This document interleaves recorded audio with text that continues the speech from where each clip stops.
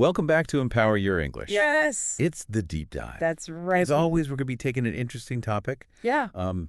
Really digging into it. That's right. And, of course, sharing some key insights with you, our listener. Absolutely. So thanks so much for joining us again today. Yes. Always happy to be here. Looking forward to this one. It's a good one. Really excited for this one. We are diving deep, pun intended, Of course. into the world of mindfulness. That hot topic. Yeah.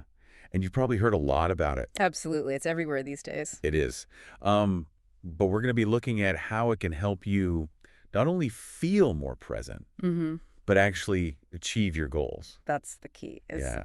So to guide us through this, we've got a true pioneer. Yes. Jon Kabat-Zinn. A legend. His life's work really shows how mindfulness can totally change your life. And he was really the one who brought it into the medical world. Yeah, he bridged that gap, didn't he? It's kind of ironic, though, isn't it? What's that?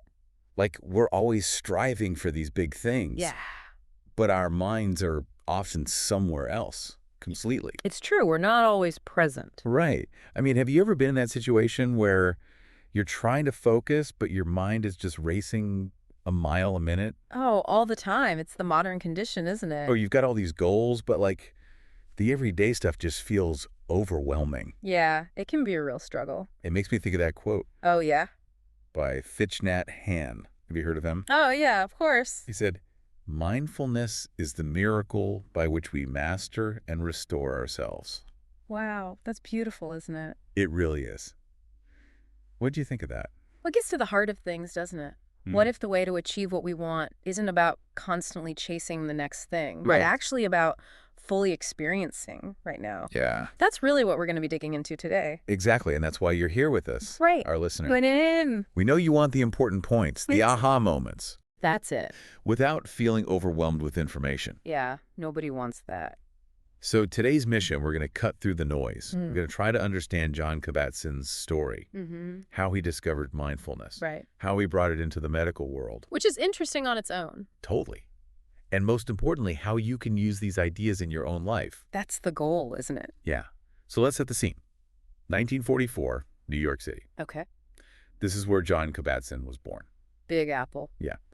And even when he was young, he was really curious about the human mind and spirituality. She was kind of already there from the beginning in a way. Yeah, exactly. And as he got older, especially when he was training to be a doctor in the 1970s, he noticed a gap in Western medicine. Interesting. What kind of gap? It was great at dealing with physical illnesses, of course, Of course. but it seemed to ignore the link between our emotions and our minds. Oh, I see. So it was focused very much on the physical side of things. Yeah.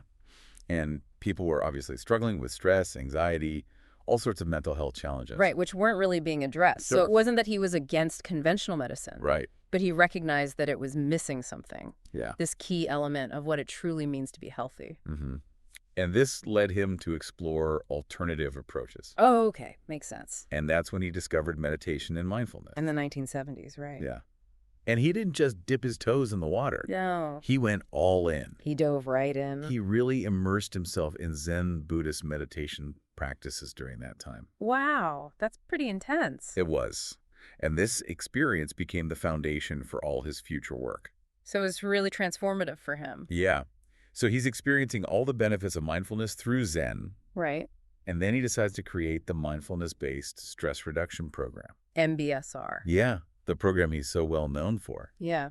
How did that come about? Where it's interesting how these powerful ideas spread, right? Yeah. He took these ancient practices, Yeah. which often had spiritual roots, Right. and he made them accessible to a wider audience. Okay. He essentially secularized them. What does that mean? He took out the specific religious parts, Okay. and he developed a program that could be used in a medical setting. Oh, I see. So that's how MBSR was born in 1979. At the University of Massachusetts Medical School. Exactly, a real turning point. So what made it so revolutionary?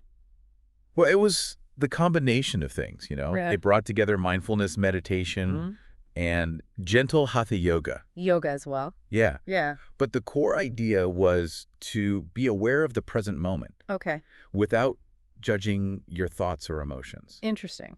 So his idea was that by changing how we relate to our experiences, Right. not trying to fight them or change them, Okay. that we could reduce stress, and improve our well-being? So not about forcing happy thoughts or getting rid of negative ones? Not at all, but about changing how we relate to all of it. Yeah, that's a subtle but really powerful shift. So this MDSR program basically gave people the tools to deal with life's challenges. Yes, exactly. To navigate those ups and downs. Yeah. With a bit more peace and a sense of control. So it was empowering people. Absolutely. To manage their own mental and emotional state. Yes, to take charge. And did it work? Oh, yeah. Right from the start, it was really successful. Oh, wow. It helped people manage stress and find inner peace. So they were feeling calmer, more balanced. Yeah, exactly. And it's amazing because it's still growing in popularity today. That is incredible. Yeah. But I imagine bringing meditation into the medical field. Yeah. Which is all about scientific evidence. Right. Rigorous testing. Double-blind studies, all that. It must have been challenging. Were doctors skeptical? Oh, absolutely. You know, whenever you have new ideas that are outside the norm, there's always pushback. And it was no different with MBSR. So yeah, Kabat-Zinn definitely faced skepticism. From the medical community? Yeah. You know, back then, meditation was seen as this unscientific thing. Right. Without much evidence to support it. So how did he overcome that? Well, he was incredibly persistent. Okay. He had this deep belief in mindfulness and how much it could help people. Yeah. So even when people doubted him, Right. even when he was criticized, he just kept going. It's amazing. He showed real resilience. But it wasn't just belief, though, right? No. He had evidence to back it up. Oh, absolutely. What kind of evidence? He knew he had to show that MBSR actually worked. Yeah. So he started doing research. And the people who went through his programs provided really powerful evidence. Okay. It wasn't just that they felt a little calmer. Right. Their physical and mental health actually improved. Wow. Things like anxiety, depression, chronic pain. All that. All of it, they saw improvement. That's huge. And this really helped mindfulness gain acceptance. In the medical world. Yes, exactly. So mindfulness went from being this relaxation technique Yeah. to a way of life, as you were saying earlier. Exactly. Kabat-Zinn said that mindfulness isn't just about meditating for a few minutes each day. Right. It's about being present in everything you do. Every moment. Yeah, cultivating that constant awareness. So it's about noticing your thoughts and emotions and bodily sensations. Yes, but in a very specific way. How so? With curiosity, without judgment. Okay. And without immediately trying to change them. So just observing. Exactly. He said this practice wasn't just about coping with stress, but about thriving in spite of it. I love that. Yeah. So now the big question, how does mindfulness help us achieve our goals? Well, think about the benefits. Okay. It improves your focus. How so? You're more grounded in the present moment, not dwelling on the past Right. or worrying about the future. Makes sense. It also reduces stress because you're observing your thoughts, not getting tangled up in them. Okay. And this leads to mental clarity. Which is important for achieving goals. Absolutely. It helps with planning, decision-making, problem-solving. Yeah, if you're constantly anxious or full of regret, it's tough to focus. It is. It's like trying to drive with the handbrake on. That's a great analogy. And Jon Kabat-Zinn's own life is a great example of this, right? It is.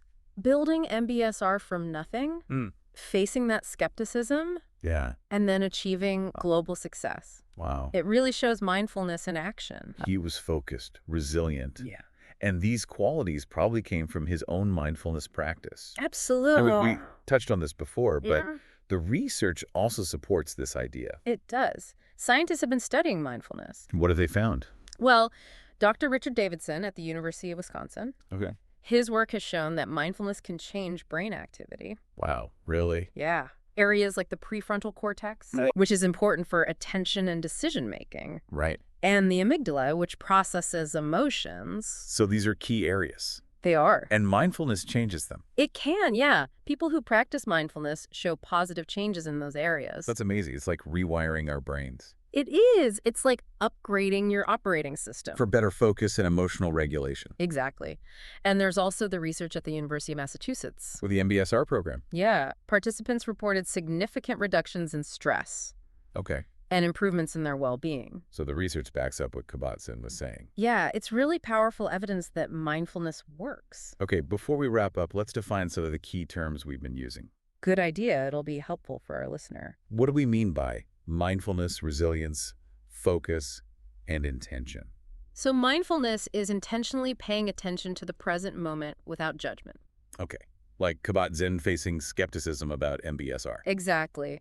He used mindfulness to stay focused despite the challenges. And what about resilience? Resilience is the ability to bounce back from setbacks. Like Kabat-Zinn establishing MBSR despite the resistance. Yeah. He faced obstacles but persisted. It's like a tree bending in the wind but not breaking. And focus. Focus is being able to concentrate without getting distracted. So Kabat-Zinn needed focus to develop MBSR, do the research, write his books. Exactly. Mindfulness helps us achieve that kind of focus. And lastly, intention. Intention is directing your energy towards a goal.